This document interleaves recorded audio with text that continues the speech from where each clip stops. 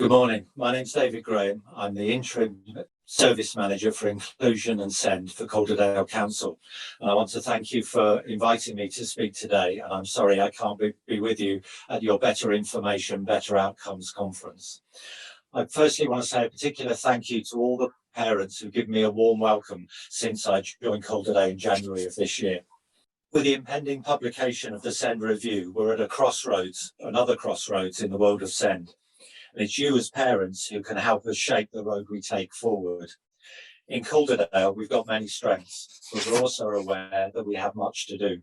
And I hope today, in looking at the local offer, you will be able to help us in moving things forward in a way that we can both work together for those better information pathways and better outcomes for our children.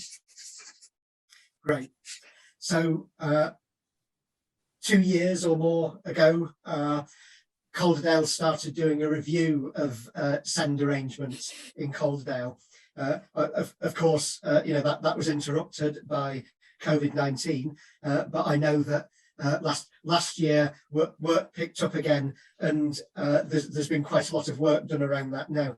Can you tell us about the SEND review in Calderdale? And you've mentioned the context of the national SEND review, but the work that you've been doing in Calderdale, what have you been doing and what are the outcomes of it so far? So the SEND review that was commenced just over 2 years ago was updated in November of last year by Ben Olchin, the previous inclusion manager, and that the pathways are still as appropriate today as they were when we commenced the review and when Ben reviewed it. That needs to be set within the national context. So we're certainly anticipating that the review will be reshaped and refocused once we get the paper published, which we're told confidently by a number of DFE reps over the last few weeks will be with us by the end of this month. So hopefully it may even be published from my speaking today and you listening at the conference.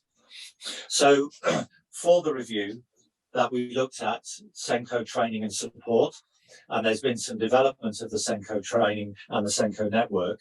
But clearly, one of the things that needs to happen now is for there to be more face-to-face work with our SENCOs, with SEN officers going in to support them in their role in supporting the children, to help with their task of early identification, and for children to receive that consistent, robust, evidence-based support that you as parents want and they, as children with additional needs, need. The EHC pathways in Calderdale are strong. The assessment team write EHCP plans within 20 weeks and have an enviable performance rate in last SEN2, which is the national data that DFE gather every February, and again this year. However, what we need to do is to focus on improving the evidence that informs those plans, because like the conference today, the better the information, the better the plan, the better we can focus on outcomes. Sufficiency is a real challenge, and that became evident to me very quickly when I joined Calderdale. We've got real quality in our special schools in Calderdale, both in the maintained sector, academy sector, and in the independent sector. However, we don't have sufficient places to be able to consistently offer real choice to parents. So that's going to be the work of a revised group called the Inclusion Group, which Leslie Bauer, the Assistant Director for Education, is going to form over the next 3 or 4 weeks. It will have representatives from across the sector, including parent carers, schools, health colleagues, and really everyone who can help us to improve inclusion. Calderdale has an above average rate for children with EHCPs in mainstream schools, but we're aware that we can do better. We have too much movement of children between schools and too many fixed term exclusions for those with additional needs, but not necessarily those with plans. But we need to work more closely with our schools and alternative providers to develop that. So sufficiency is going to look strategically, so scrutiny considered at their last meeting last week the proposal that we have a new specialist school focusing particularly on social, emotional and mental health provision, which we don't have in Calderdale.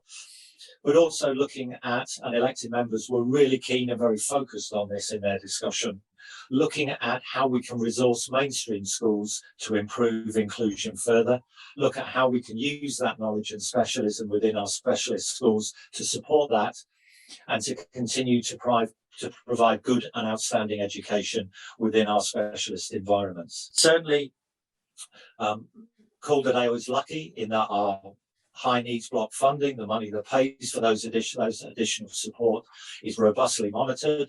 Many authorities are in a very large, strong deficit, and DFE have launched a programme to support them. But we actually are in a very privileged position because of the work that's done prior to me joining, in terms of having money that we can put to that inclusion group so that their plans can become realities. In alternative provision, again, we find that our capacity is taken, but through a paper that's going to Schools Forum on high needs funding, we're proposing increased commissioning of alternative provision, both in terms of quality and number.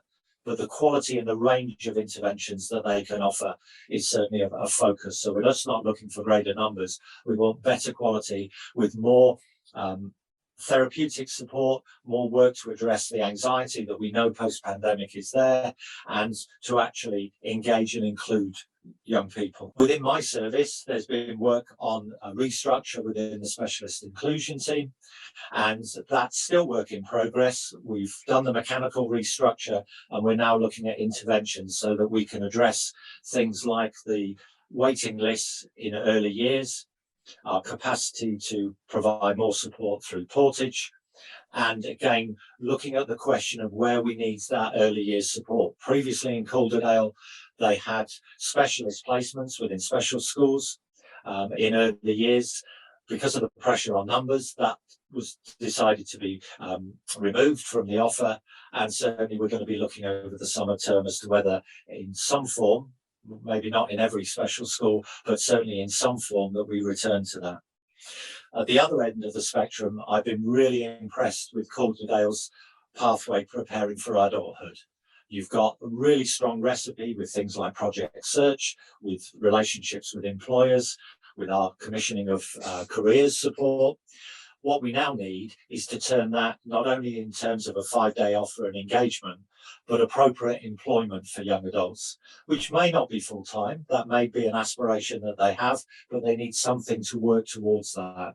So our employment rates are an area where we need to have focused.